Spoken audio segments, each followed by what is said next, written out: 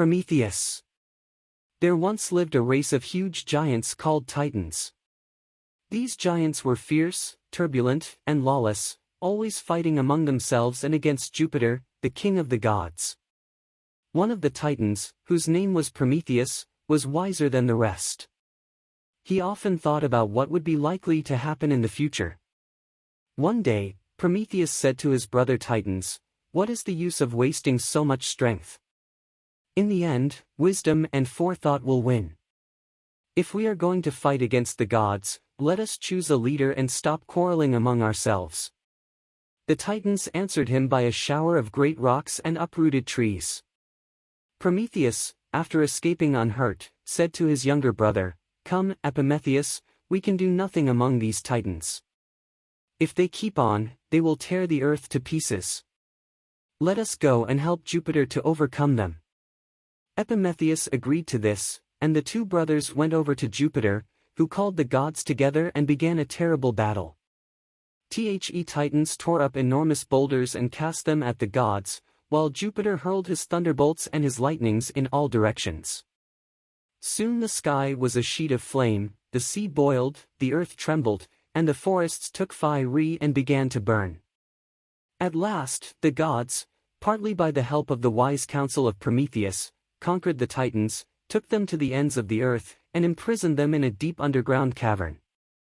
Neptune, the sea god, made strong bronze gates with heavy bolts and bars, to keep the giants down, while Jupiter sent Briareus and his brothers, 3 giants with 50 heads and 100 hands each, to stand guard over them.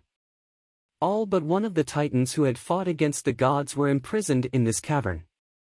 This one who was not shut in with the others was Atlas, whose enormous strength was greater than that of his brothers, while his disposition was less quarrelsome. He was made to stand and hold up the sky on his head and hands. As the Titans could now make no more trouble, there was comparative peace and quiet on the earth. Nevertheless, Jupiter said that, although the men who remained on the earth were not so strong as the Titans, they were a foolish and wicked race. He declared that he would destroy them, sweep them away, and have done with them, forever. When their king said this, none of the gods dared to say a word in defense of mankind. But Prometheus, the Titan, who was earth-born himself, and loved these men of the earth, begged Jupiter so earnestly to spare them, that Jupiter consented to do so. At this time, men lived in dark, gloomy caves. Their friend, Prometheus, taught them to build simple houses, which were much more comfortable than the caves had been. This was a great step forward, but men needed more help yet from the Titan. The beasts in the forests, and the great birds that built their nests on the rocks, were strong, but men were weak.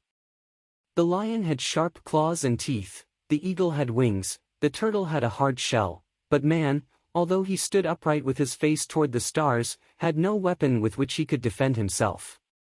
Prometheus said that man should have Jupiter's wonderful flower of fire, which shone so brightly in the sky.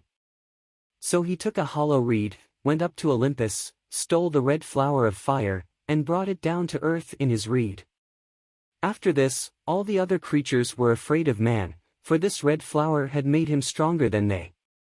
Man dug iron out of the earth, and by the help of his new fire made weapons that were sharper than the lion's teeth. He tamed the wild cattle by the fear of it, yoked them together, and taught them how to draw the plow. He sharpened strong stakes, hardening them in its heat, and set them around his house as a defense from his enemies. He did many other things besides with the red flower that Prometheus had made to blossom at the end of the reed. Jupiter, sitting on his throne, saw with alarm how strong man was becoming. One day he discovered the theft of his shining red flower, and knew that Prometheus was the thief. He was greatly displeased at this act. "Prometheus loves man too well," said he. "He shall be punished." Then he called his 2 slaves, Strength and Force, and told them to take Prometheus and bind him fast to a great rock in the lonely Caucasian mountains. At the same time he ordered Vulcan, the lame smith god, to rivet the Titan's chains, in a cunning way that only Vulcan knew. There Prometheus hung on the rock for hundreds of years. The sun shone on him pitilessly, by day, only the kindly night gave him shade. He heard the rushing wings of the seagulls, as they came to feed their young who cried from the rocks below. Sea nymphs floated up to his rock to give him their pity.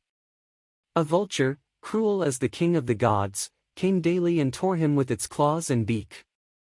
But this frightful punishment did not last forever.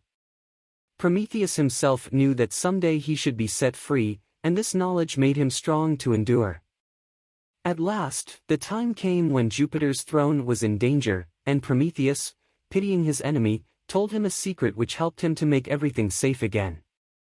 After this, Jupiter sent Hercules to shoot the vulture and to break the Titan's chains. So, Prometheus was set free.